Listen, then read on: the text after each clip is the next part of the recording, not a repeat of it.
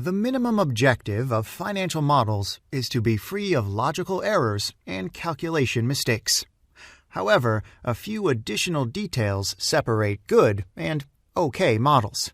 In this lesson, we will point at several practices respected by all proficient modelers.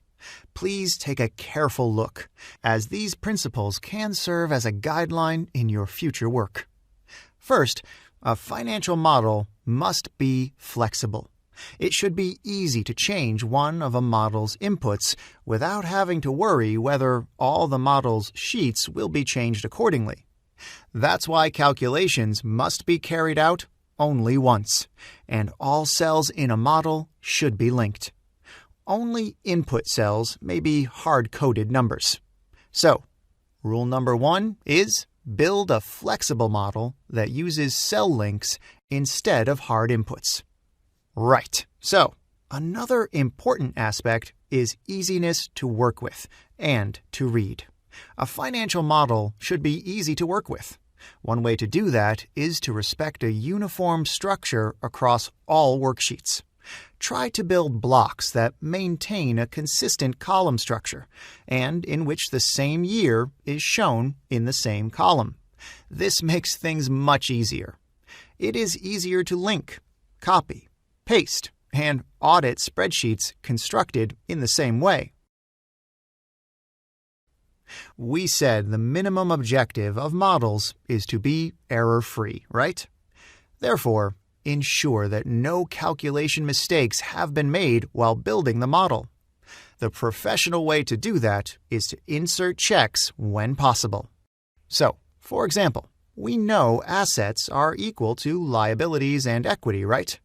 Therefore, we can check if this condition has been satisfied once we've completed a model. If it isn't, then we've made a mistake. Another example can be income statement calculation. If historical figures have been transferred correctly, the net income figure shown in the model should be the same as the one observed in the source sheet. This is how a modeler can be certain he started from the correct historical figures. Another check can be debt schedule calculation.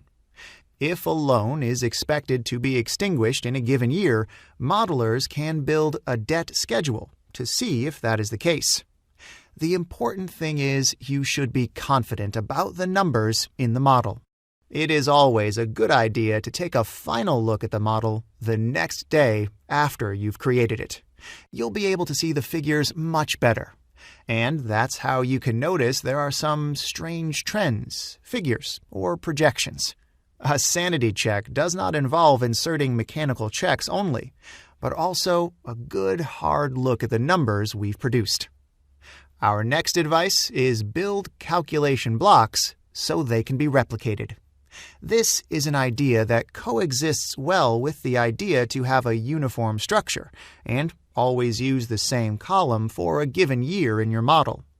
A calculation block is an array of cells that can be easily copied and pasted to calculate a different array of cells. Let's provide an example. The sheet you see here is structured in a way that would easily allow me to copy and paste one of the formulas multiple times. These items are modeled as a percentage of revenue, and therefore, by fixing the cell references properly, we can copy the same formula multiple times, given we have uniform calculation blocks. Perfect!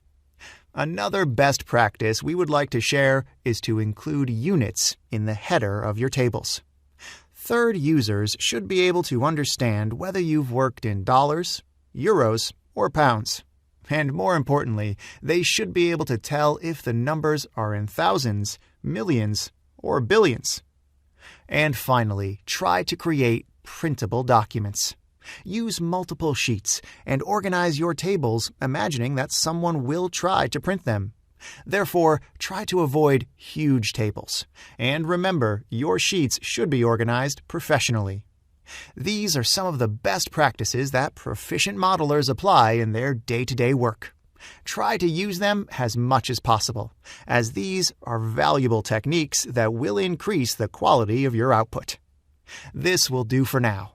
Thanks for watching.